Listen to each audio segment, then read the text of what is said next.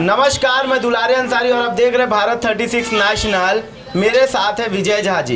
विजय भैया जिंदाबाद, विजय भैया जिंदाबाद, विजय भैया जिंदाबाद, विजय भैया जिंदाबाद, विजय भैया जिंदाबाद, विजय भैया जिंदाबाद। देख सकते हैं कि किस तरीके से बार बार विजय झा जी के लिए कार्यकर्ता नारा लगाते हैं, पर ये नारा जीत तक जाती है या नहीं जाती है। बृजमोहन अग्रवाल ने आज प्रेस कॉन्फ्रेंस करके कहा कि मुझ पे हमला हुआ और ये हमला प्रायोजित था।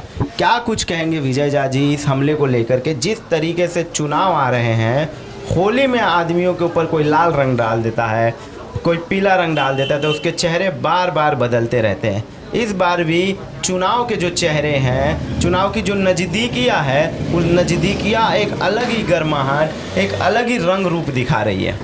देखिए, जनता बहुत समझदार है।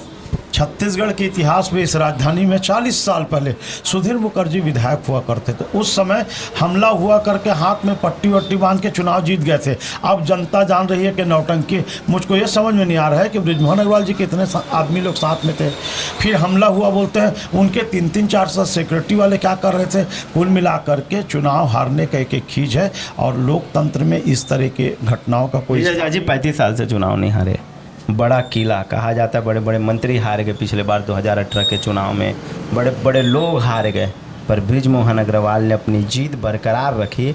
इस बार 2023 के चुनाव में क्या बृजमोहन अग्रवाल जीत को बरकरार रखेंगे या फिर आप तोड़ने की पूरी कोशिश करेंगे? वो जीत को बरकरार नहीं रखेंगे। आप चिंता मत करो, कोई नहीं है टक्कर में, मत रहो चक्कर में। आपको छत्तीसगढ़ और रायपुर का इतिहास बता दूं। किसी ज़माने विद्याचरण जी का डंका बजता था, किसी ज़माने में तरुण दादा का डंका बजता था। सबका एक समय होता है। एक गाना है ना, आसमान पर उड़ने वाले मिट्टी में मिल जाएगा, आज निकल नीचे उतरना है। ये लोग बहुत उड़ रहे हैं और रायपुर दक्षिण के मतदाता नहीं है साहब। मैं तो आपके माध्यम से बोल रहा हूँ, 2,56,000 मतदाता में कोई माई का लाल विधायक बनने के लायक नहीं है। मैं वहाँ जन्म छत्तीसगढ़ी में बोलते हैं, मेरा नरवा बोलते हैं ना, एकर ना नरवा गुरवा भारी नहीं, एकर नार गढ़े, नरवा गढ़े माने जो बच्चा पैदा होता है ना, तो माँ लोग दाई लोग उसको ज़मीन में गड़ाते हैं। वो मेरा पुरानी बस्ती में गड़ा है। बृजमोहन अग्रवाल का नेरवा कहाँ गड़ा है, महंत जी का नेरवा कहाँ गड़ा है बता दे। 35 साल से लोगों को झुलटू राम बनाते रहे। मैं वहाँ का पैदा हुआ, पला बढ़ा, लोगों के बीच में रहा। मैं आया हूँ और निश्चित रूप से मुझको विश्वास है कि मेरे जो कार्यकर्ता 24 घंटा में, आप देखो जब आए तो लाइट बंद था, अंधेरे में भी मेरे कार्यकर्ता काम कर रहे हैं। जीत निश्चित होगी और यह हार का खींच है लोकतंत्र में। ये मारपीट हमला की हालांकि मैं निंदा करता हूं, लेकिन ये प्रायोजित है, इसलिए है। उनको क्या फायदा हुआ बताऊं? वोट तो नहीं मिलेगा, 5 और एक्स्ट्रा सिक्योरिटी मिल गया कि भाई बहुत बड़े नेता है, कद्दावर नेता है, और जितने सिक्योरिटी मिलेगा जनता से दूर होंगे तो हार के कगार पर हैं।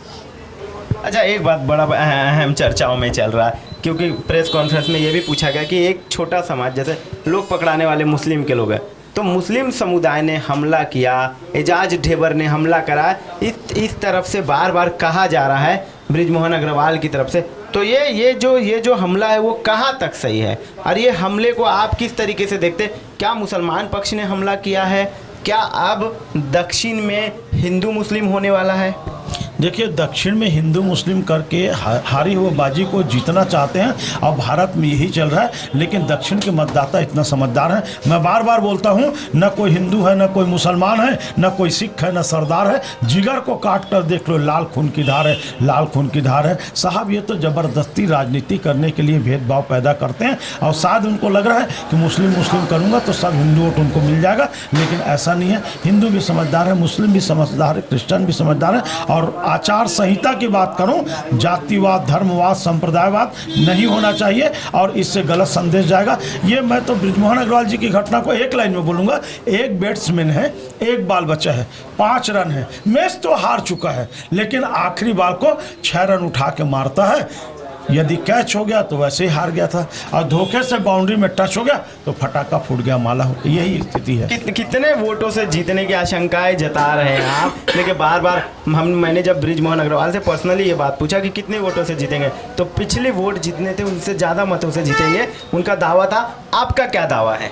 पिछले जो मत थे ना, वो तो फिक्सिंग थे, इसलिए उतना कम हुआ। अभी भी फिक्सिंग है। आपको मैं बता दूं, बृजमोहन अग्रवाल हमेशा कांग्रेस के पार्टी के अंदर राजनीति करते हैं। वो ना वकील लगाने के बजाय सीधा जज को खरीद लो वाली बात होती है।